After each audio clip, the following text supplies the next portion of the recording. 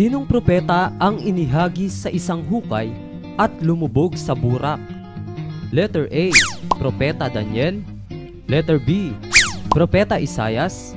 Letter C, Propeta Jeremias. At ang tamang kasagutan ay letter C, Propeta Jeremias. At yan ay mababasa natin sa Jeremias 38 at 6.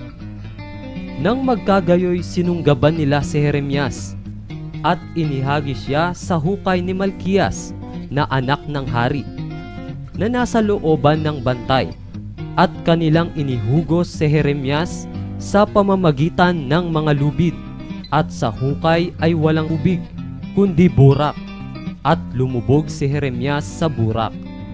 O mga kids, ugaliing tumutok sa KNC Show para sa mas marami pang KNC Bible Trivia.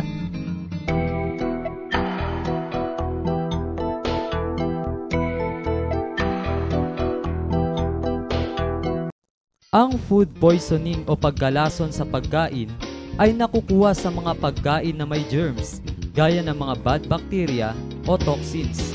Ang bakterya ay nasa paligid lang natin, kaya common lang ang pagkakaroon ng di malalang kaso nito.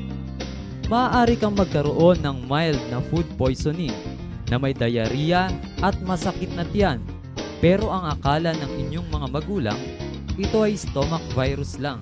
Maaaring naiisip mo na ang solusyon ay iwasan ang lahat ng mga bakterya, pero ito ay imposible dahil ang bakterya ay nasa paligid lang natin, maging sa mga pagkain natin.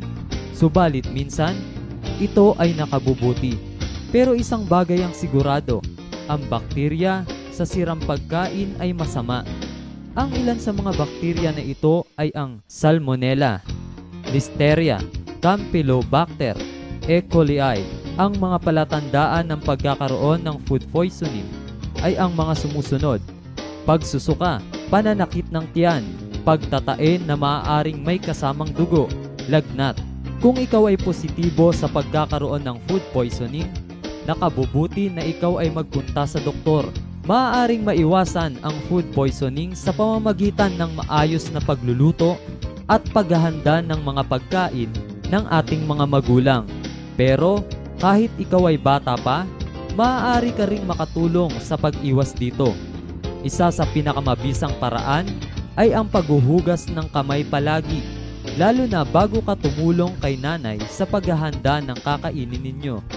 Narito ang ilang paraan upang makaiwas sa food poisoning. Hugasang mabuti ang prutas at gulay bago kainin. Kumain lang ng pagkain na naluto ng husto. Tingnan at amuyin ang kinakain mo. Kung medyo kakaibang itsura at amoy ng pagkain kaysa normal, sabihin sa nakatatanda. Kung kakain ka ng tirang pagkain, magpatulong sa nakatatanda sa pag-init nito upang mapatay ang mga bakterya. Tingnan din ang expiration date ng pagkain. Ganun po pala yung food poisoning dahil hindi naman namin alam kung paano inihanda yung pagkain.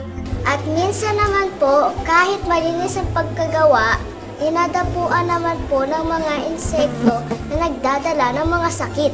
Ganun nga yun mga kids, kaya dapat bago tayo kumain, siguraduhin nating malinis ang mga pagkaing ating kakainin. At may binabanggit ang Biblia pagka tayo ay kumakain. Basahin natin sa unang Timoteo 4:4 hanggang 5. Sapagkat ang bawat nilalang ng Diyos ay mabuti at walang anumang nararapat na itakwil kung tinatanggap na may pagpapasalamat, sapagkat pinakababanal sa pamamagitan ng salita ng Diyos at ng pananalangin. Kaya dapat lagi tayong magpasalamat sa Diyos at magdasal bago tayo kumain, na sana linisin ng Diyos ang pagkaing ating kakainin at maging dagdag na lakas sa ating katawan. Ang galing naman po nun, ate. Oo, dahil ganun tayo kamahal ng Diyos at gusto niya na tayo'y maingatan. Kagaya ng sinasabi ng Biblia sa Efeso 1:5.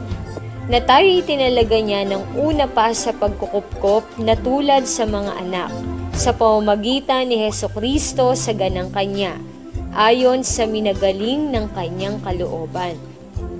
Pagka sinabi kasing pagkukubkob, maraming nakapaloob doon. Lahat ng kailangan mo para mapabuti ka, ibibigay ng Diyos sa iyo yun. At kasama na doon ang mabuting kalusugan. Opo, ate. At syempre naman, dapat maging maingat din tayo mga kids. Huwag tayong maging matakaw kasi ayaw ng Diyos yun. Ang sabi ng Biblia sa Lucas 21:34, "Datapot mag-ingat kayo sa inyong sarili.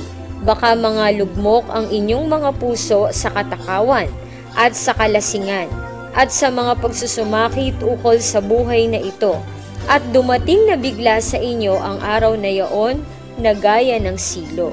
Sige po ate, mag-iingat po ako sa pagkain.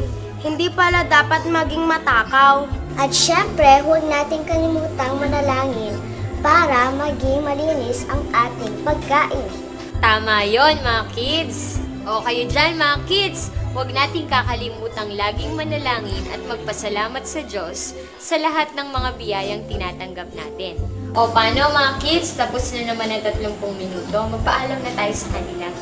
Sana po sa susunod na Martes ay samahan niyo po kaming muli kung loloobin ng Diyos. Alas 4 hanggang alas 4:30 ng hapon. Sa pag-aaral ng mga bagay na may kinalaman sa ating kalusugan. At syempre sa paggabay pa rin ng banal na kasulatan. Dito lang yan sa nag-iisang Bible-based kiddie show on TV ang Kawan na Cordero! Paalam! Happy birthday, Yeye! Alamin ang totoo. Ay, Geroni, Kawan Blanca. ng Cordero. Ay, Cholo!